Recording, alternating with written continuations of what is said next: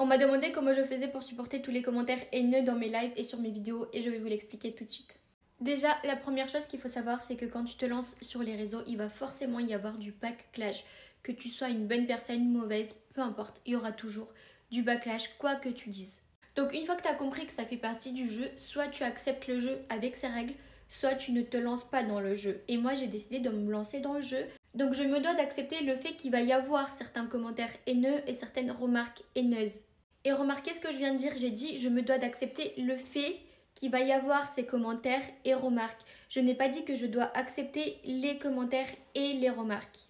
Ensuite, il faut reconnaître que les gens qui laissent des sales commentaires et qui font les haineux sur les réseaux sociaux ont un profond mal-être.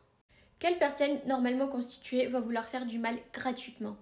Donc à partir du moment où une personne elle vient me mettre des commentaires haineux, je considère que c'est pas mon problème et que c'est la personne qui doit aller se faire soigner. Donc la vérité c'est que ce genre de commentaires je peux pas les prendre à cœur parce que ces gens-là je les prends en pitié plus qu'autre chose. En fait moi je me dis mais en fait tu fais juste pitié quoi, tu viens, on t'a rien demandé, tu me fais le haineux, ça fait juste pitié. Parce que imaginez quelqu'un venir vous faire le haineux dans la rue. Genre vous avez rien demandé, une personne elle vient et vous dit des trucs comme ça. Non, non, non. Vous la prenez pour une folle la personne. Donc c'est pareil, c'est juste les fous du bus. Ensuite un autre point qui est extrêmement important c'est qu'il faut connaître sa valeur et avoir confiance en soi. Donc une personne quand elle vient m'insulter de ci ou de là, ça me passe un peu au-dessus parce que moi je sais ce que j'ai fait dans ma vie, je sais ce que je fais dans ma vie, je sais qui je suis. Et c'est pas cette personne qui va définir qui je suis et ce que je fais.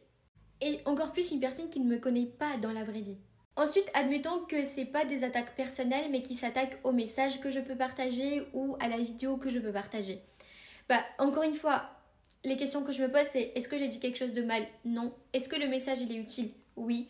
Est-ce que j'ai fait quelque chose de mal? Non. Est-ce que j'ai insulté quelqu'un? Non. Donc encore une fois, ça me passe au-dessus parce que je n'ai rien à faire, sachant que je sais les messages que je partage, je sais ce que je dis et je sais pourquoi je fais ça et je sais pourquoi je dis ça et je sais que mes TikTok n'ont rien de mauvais en soi. Ensuite, il faut bien se rappeler d'une chose, c'est que vos réseaux sociaux, vos lives et vos vidéos sont votre espace digital personnel.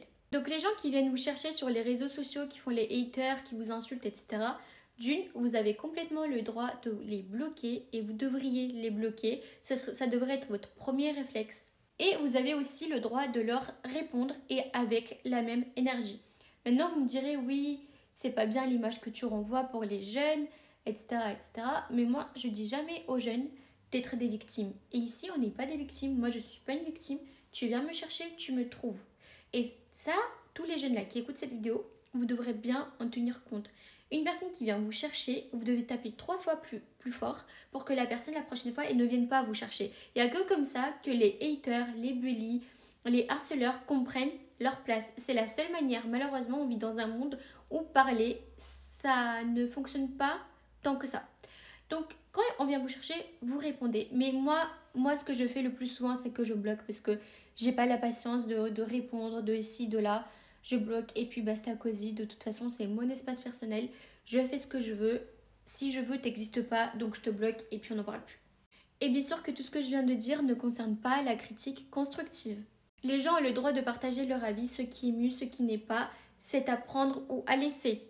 Une critique exprimée n'est pas forcément un commentaire haineux. Il y a des gens qui veulent vraiment votre bien et oui, même sur les réseaux sociaux, des fois ils essaient vraiment de vous conseiller, de vous dire comment vous améliorer. Donc ne prenez pas tout forcément mal. Des fois, il y a des critiques qui sont bonnes à prendre. Et deux autres points qui sont aussi importants à relever, c'est que l'amour que mes buissons d'amour m'apportent, il est beaucoup plus important que les quelques commentaires haineux qui se battent en duel. Je n'ai à peu près rien à faire de ce qui se dit de l'autre côté.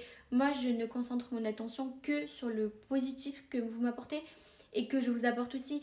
Donc, les quelques commentaires, voilà, ça me passe au-dessus. Et c'est un peu comme les gens qui ont des animaux à la maison. Ils vous diront toujours que oui, il y a des inconvénients, mais l'amour que leurs animaux leur apportent est beaucoup plus important que le fait de devoir les sortir matin, midi, soir, le fait qu'ils puent ou des petits détails comme ça. Ce n'est rien comparé à l'amour que ces animaux leur apportent. Est-ce que je viens de vous comparer à des animaux? Peut-être. Et le deuxième point, c'est que là, j'ai à peine 10 000 abonnés. Si je ne peux pas gérer ce qui se passe maintenant, qu'est-ce qui va se passer quand j'aurai 50K, 100K et ainsi de suite? Donc, il faut aussi savoir ce qu'on veut et soit on gère, soit on abandonne. Et bien sûr que certains commentaires sont pas plaisants à lire, bien sûr que des fois ça nous touche ou que ça nous fait mal ou que ça nous emmerde. mais il y a un petit bouton qui nous donne les pleins pouvoirs et qui s'appelle bloquer. Enfin bref, sur ce, dites-moi ce que vous pensez de mon maquillage, de mes cheveux, de ma tenue. Est-ce que vous aimez bien?